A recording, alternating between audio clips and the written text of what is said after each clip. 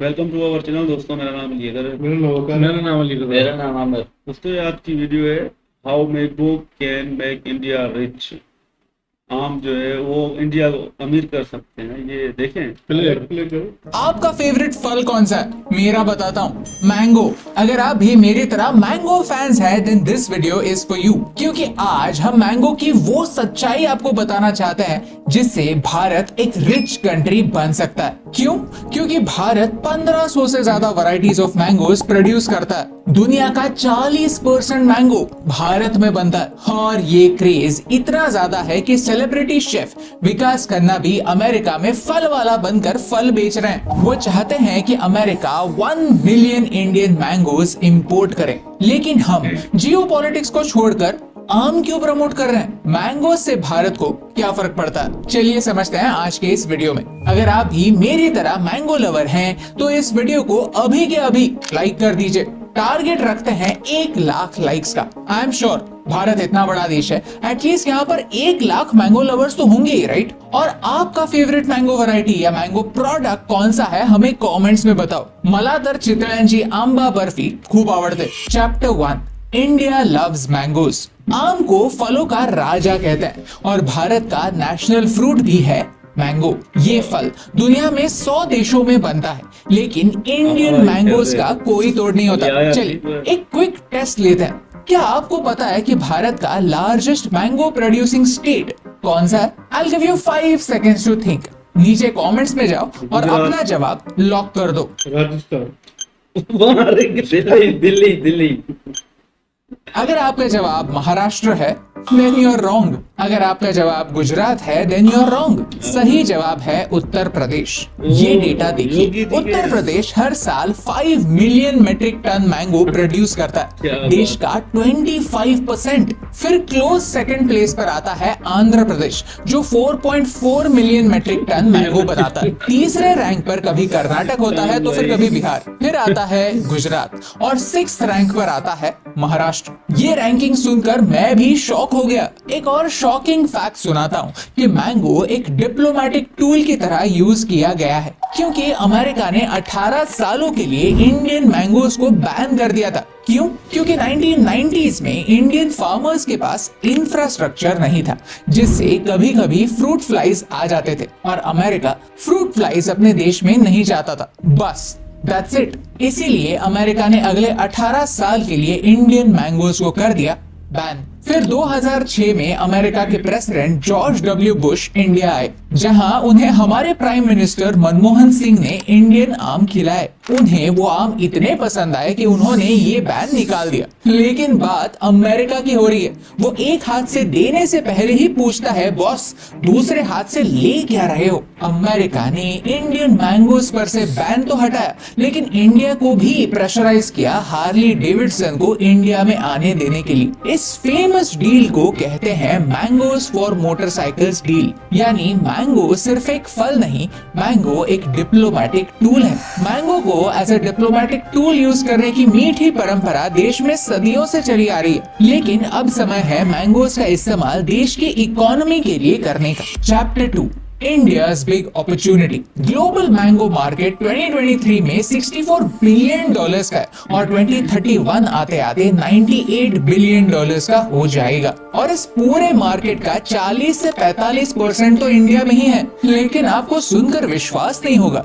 जब एक्सपोर्ट्स की बात आती है भारत बहुत पीछे है। 2006 में वो मैंगो वाली डील हुई तो सही, लेकिन फिर भी अमेरिका हमसे कम और मेक्सिको से ज्यादा मैंगोज इंपोर्ट करता है। ऑफ कोर्स मेक्सिको उनके बगल में है तो फिर लॉजिस्टिकल डिफिकल्टीज भी मेक्सिको को कम आती है। भारत हर साल 21 million metric tonne mangoes produce करता है और मेक्सिको भारत के सिर्फ 10%। लेकिन जब एक्सपोर्ट्स की बात होती है तो सिचुएशन क्या है? मेक्सिको हर साल $450 मिलियन मैंगोज एक्सपोर्ट करके कमाता है और भारत सिर्फ $60 मिलियन।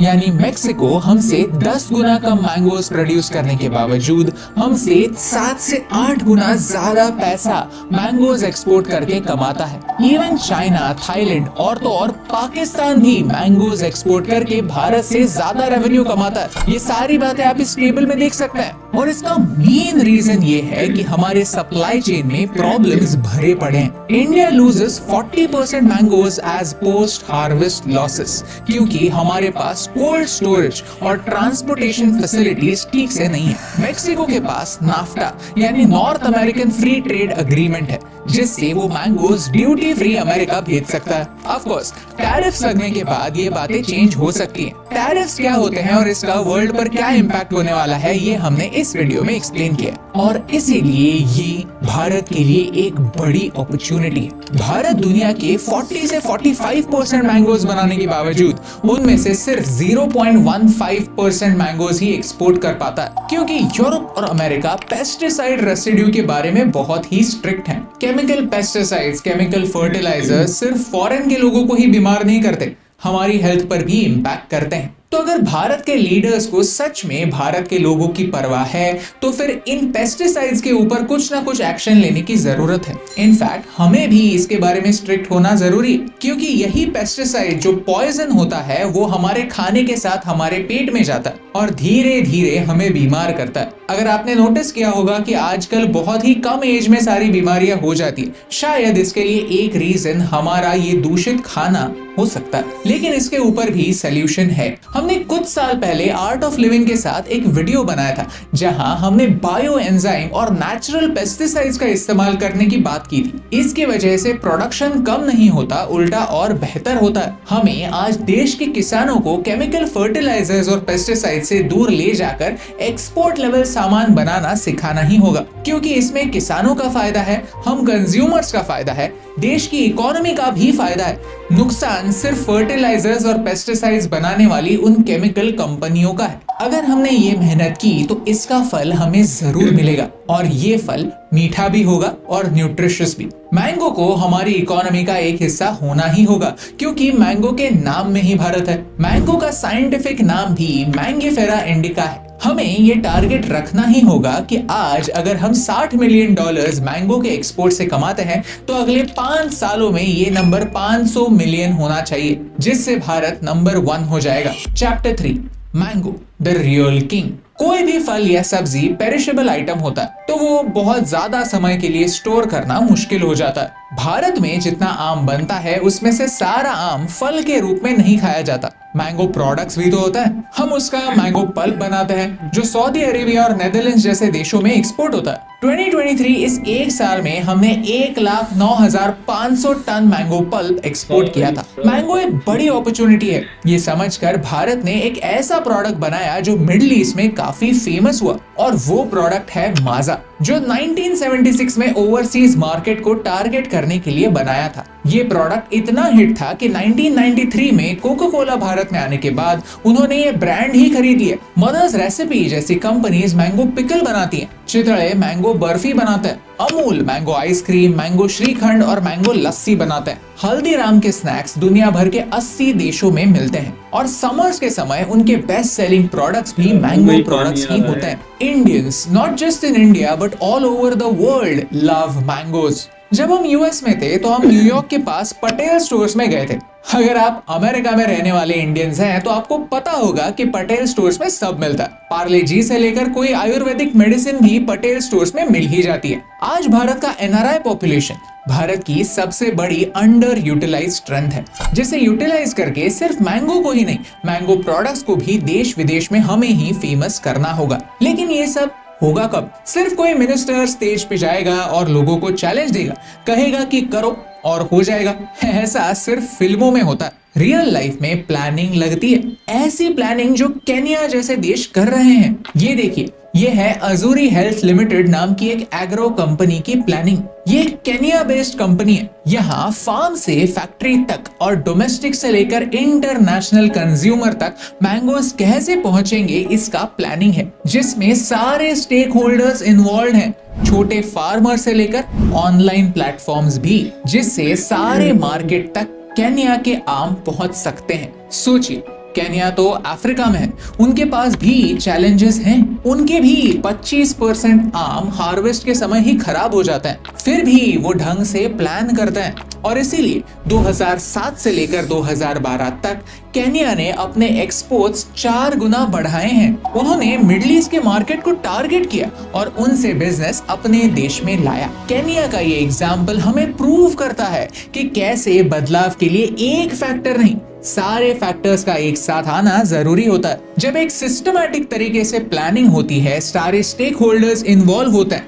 गवर्नमेंट की विलिंगनेस होती है, तो कोई भी चेंज पॉसिबल होता है। Chapter 4 conclusion. आम हमारा फल है और आम भारत को खास बना सकता है, ये हमारा भरोसा है, क्योंकि 40% से ज्यादा प्रोडक्शन यहीं पर भारत में होता है। हमें अगर विश्व गुरु बनना है तो सेमीकंडक्टर्स, टेक्नोलॉजी, इलेक्ट्रिक व्हीकल्स, ये वाले फील्ड्स बाद में आते हैं। पहले तो हमें कोई ऐसा फील्ड चूज करना चाहिए जिसके नाम में ही भारत का सक्सेस छुपा हुआ है, जिसमें हम ऑलरेडी बेहतरीन हैं, सिर्फ सिस्टम सेट करने की जरूरत है। चलिए आम पर फोकस करते हैं और मैं चाहता हूं कि आप भी इस प्रोजेक्ट में शामिल हो जाएं और इसीलिए हम पिछले 5 सालों से शुभजीत सर के साथ आम के पेड़ लगा रहे हैं। हर साल आप आम खाते हैं, लेकिन फिर बाद में आम की गुठली का क्या होता है? वो गुठली आप हमें भेज सकते हैं इस एड्रेस पर।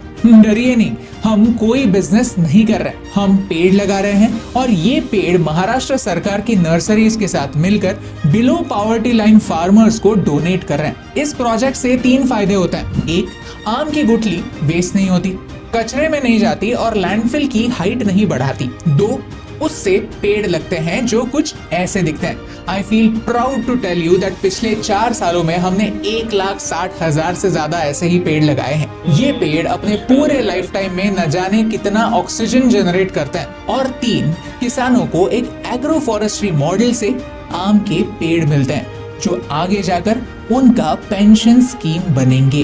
किसानों को तो कोई पेंशन नहीं देता, तो हम ही इसी प्रोजेक्ट के थ्रू किसानों को आत्मनिर्भर बनाना चाहते हैं। डिटेल्स आप इस पीडीएफ में पढ़ सकते हैं। अगर आप हमें इस प्रोजेक्ट में साथ देना चाहते हैं तो इस पते पर आपकी आम की गुठलियां भेज सकते हैं। आपको करना कुछ नहीं है, आम खाने हैं, गुठली को कचरे के डिब्बे में फेंकने के बजाय ठीक से धोना है ताकि सारा फल निकल जाए, फिर कुछ दिनों के लिए सनलाइट में सुखाना है और फिर एक बॉक्स में पैक कर कर इस पते पर भेज देना है। और अगर आपको लगता है कि आपको भी ऐसा कोई प्रोजेक्ट आपके एरिया में स्टार्ट करना है, then go ahead. It is important कि आप भी आपके एरिया में ऐसा कोई ना कोई प्रोजेक्ट स्टार्ट करें, क्योंकि हाँ, इस प्रोजेक्ट का सबसे बड़ा फायदा यही है कि इस प्रोजेक्ट में बच्चे सबसे ज्यादा पार्टिसिपेट करते हैं, एक दूसरे के साथ कंपटीशन करते हैं, टारगेट रखते हैं कि अरे मैंने पिछले साल 100 आम की गुठलियां कलेक्ट की थी, इस साल 150 करूंगा, इस साल मैं मेरे नेबर को भी इन्वॉल्व करूंगा।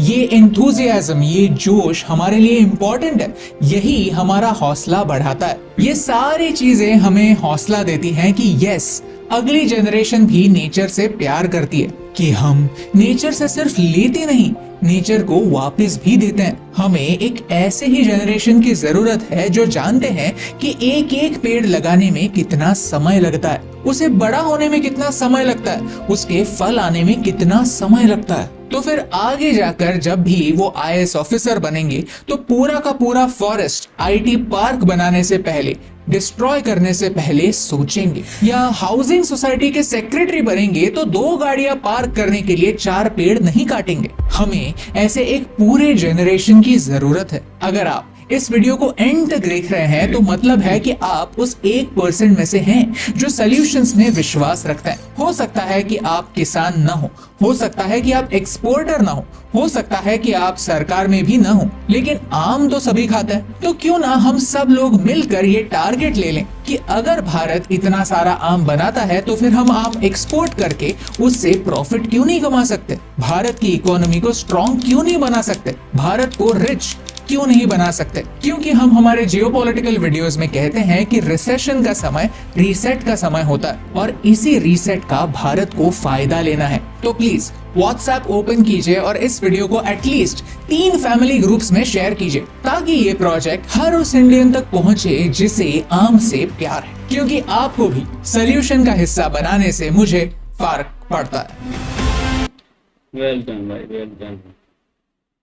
बहुत अच्छा आपने हमें समझाया भाई। और इंडिया में इतने सारे आम हैं, आम तो हमें भी पसंद है और इंडिया की यूथ को मेरा सलाह है भाई, इस चीज ऐसी चीजों को वो प्रमोट करते हैं, नेचर का इतना ख्याल रखते हैं। हमारे यहाँ किसी को परवाह ही नहीं है क्या चल रहा है, ऐसे मतलब पता नहीं कितने आम के पेड़ जो है ना काट देते हैं हमारे यहाँ। बड़े हमने भी खेत देखे हैं, लेकिन लोगों को कोई परवाह ही नहीं, भाई काटो जो होगा देखा जाएगा, ऐसा करते हैं।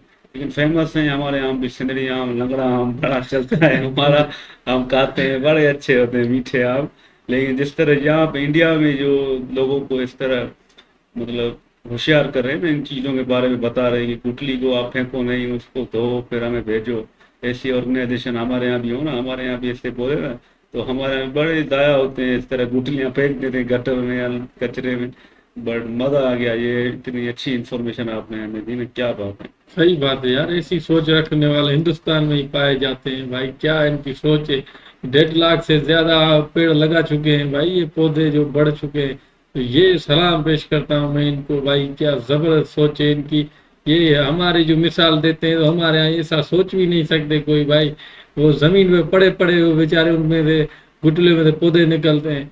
तो ये इनकी सोच है भाई। हम भी यहाँ से जो अगर इम्पोर्ट होता तो हम आपके पास भेजते जरूर यार। जबरदस्त सोच है आपकी। भाई मजा आ गया। देखो फर्स्ट टाइम हमने ऐसा वीडियो देखा है कि पूरी दुनिया में ना सबसे जो आम होते हैं ना वो इंडिया में ही होते हैं। तो वो भी 1500 बोलते हैं ऐसे नमूने होते हैं उस हर चीज के। हमारे यहाँ 7-8 होते हैं, ये लंगड़ा चूसा और कोई और भी बोलते हैं बस।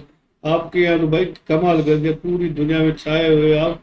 तो लास्ट में जो आपने मिसाल बताया ना वो मुझे अच्छा लगा। वो भुटलियों का है ना, आपने 160 फिर भी पेड़ बनाए। हमारे यहाँ तो ऐसे ही फेंकते रहते हैं हर चीज को भाई, जो आया वो काटो उसको निपटाओ, बाद में देखेंगे कोई अभी मसला तरबूज नहीं। देखो उसके कितने बीज होते हैं। भाई तरबूजों को भी फेंक देते। बाकी मजा आ गया यार। इंडिया वाले ना अपने देश के साथ सच्चाई है भाई, हर चीज में ना आगे बढ़ने की कोशिश है। हमारे यहाँ तो काटने में सच्चाई है भाई।